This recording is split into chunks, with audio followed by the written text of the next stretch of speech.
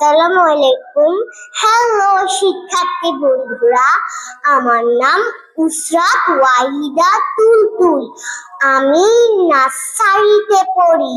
আজকে তোমাদেরকে আমি একটা কবিতা আবৃত্তি করে শোনাবো। কবিতার নাম প্রার্থনা, লিখেছেন সুফিয়া কামাল। তুলি দুই হাত, করি মোনাজাত, হে রহিম রহমান, কত সুন্দর করিয়া ধরণী মোদের করেছ দান। গাছে ফুল ফল, নদী ভরা জল, পাখির কণ্ঠে গান, সকলই তোমার দান। মাতা পিতা ভাই বোন ও স্বজন, সব মানুষেরা সবাই আপন, কত মমতায় মধুর করিয়া ভরিয়া দিয়াছ এ প্রাণ।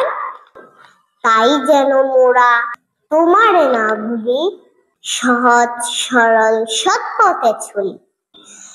কত ভালো তুমি, কত ভালোবাসো, গেয়ে যায় এ গান। ধন্যবাদ সবাইকে আমার পরবর্তী ভিডিও দেখার জন্য। সবাইকে আমন্ত্রণ জানিয়ে আজকে এখানেই শেষ করছি। আল্লাহ হাফেজ।